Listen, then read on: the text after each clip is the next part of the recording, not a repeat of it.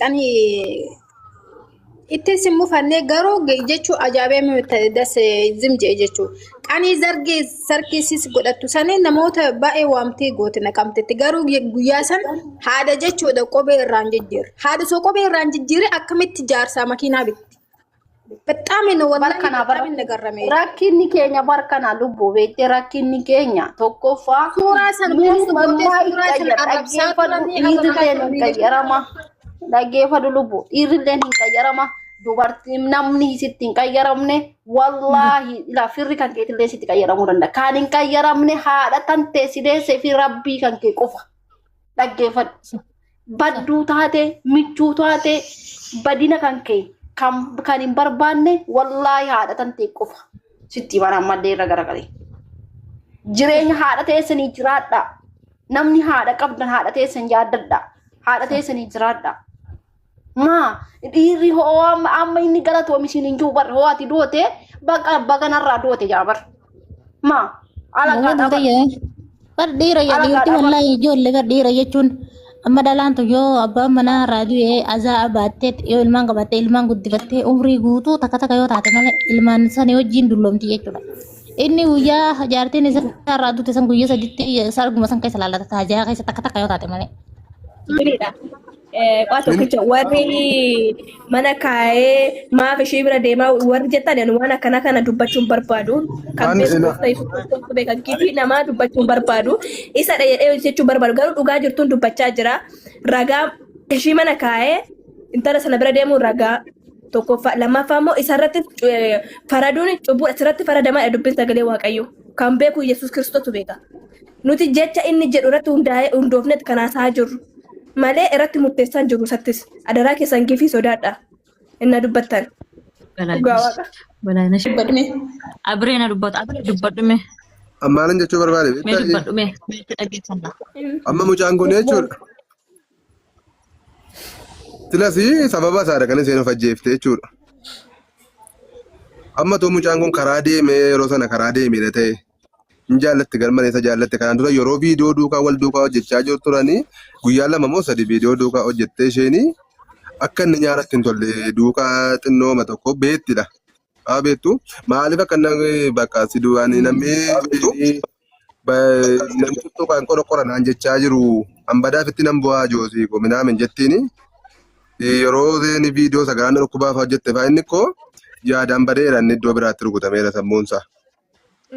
Achiin booda immoo erga boolee deeme immoo sirkii sirraa kaasuu dideerra isheerra erga deeme. Utuu deemaa jiruusi achis jira sababii ta'eef iddoo lamatti mucaanii olii gad ta'e.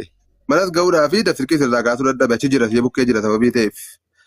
Achi isa see achi deebi'aa immoo makiinaan gaccaameera. Kanaafiyyuu viidiyoon inni waraabame sun immoo mucaatti sirgamee addana ga'eera sababii ta'eef isheen sirkii nama hundumaayyuu bilookii gootee viidiyoo kana gadhiisteetti isheen. Mana ishee keessaan qolloftee jechuudha.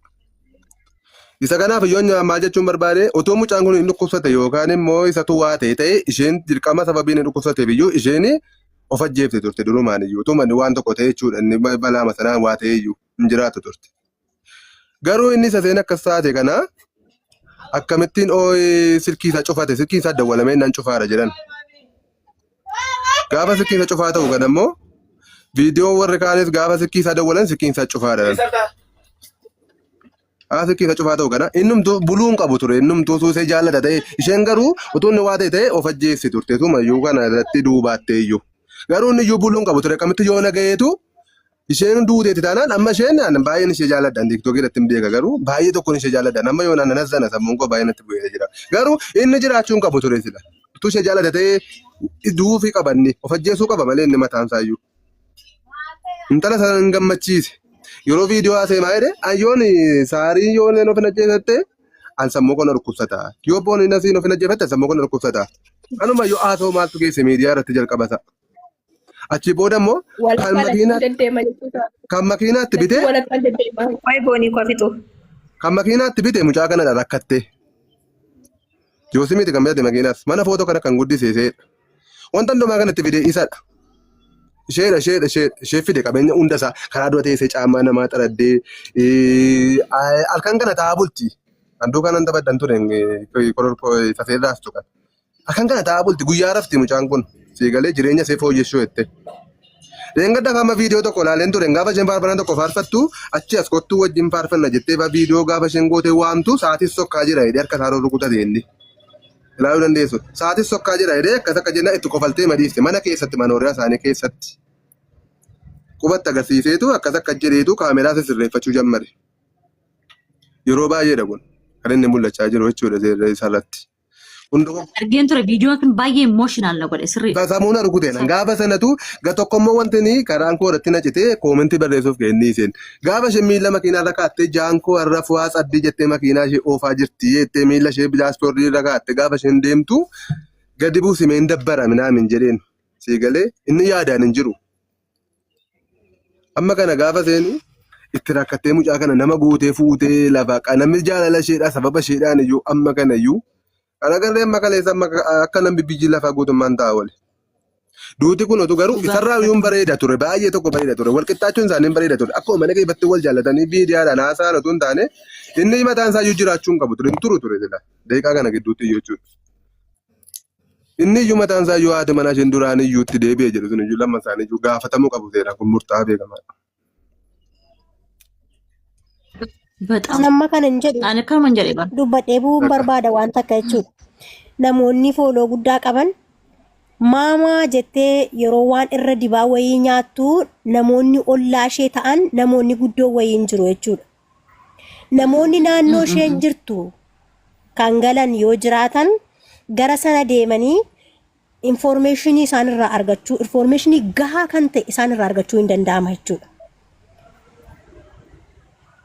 Lammeeffata moobaayiliin ishee qaama seeraatiinis haa ta'u karaa biraallee moobaayiliin ishee to'atamuu qaba.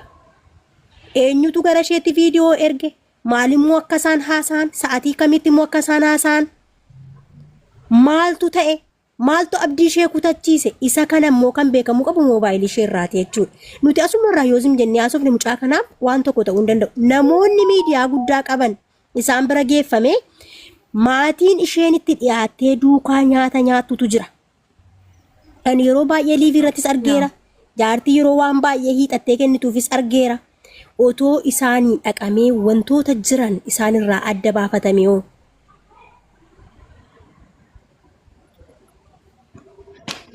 amma koo wanti bade maal ture beektaa ani bakka kanatti iftu maal jechuun barbaada wanti bade mucaan kun fannifamtee jiraachuu ishee ijoollee yeroo mana cabsanitti galan namni irraan buusuu sodaate bara ammoo poolisiin dhufee bira ga'utti. Poolisiin yeroo sana akka intiniin hin dhokanneef akka ashaaraan hin dhokanneef yookaan immoo dhugaan mucaa kanaaf dhugaan ishee akka dhokanneef daddafamee silkii ishees waan jedhu sassaabuu isaa ture. Silkii ishee daddafamee fuudhamuu qaba ture yeroo sana. Keessumatti. Maaliif teekstiin jiraachuu danda'a. Viidiyoon jiraachuu danda'a. Bilbilli namni itti bilbile jiraachuu danda'a. Bilbila namaa haasa'uu dandeessi. Dhiifama jiru nagaan waaqayyo isiniifaa baay'atu. Nagaa keessanii. Nagaa galata waaqayyo. Baga jiraattanii dhugaa. Jajjabaattanii jabaadhaa gaa maa gochuu hin danda'amu.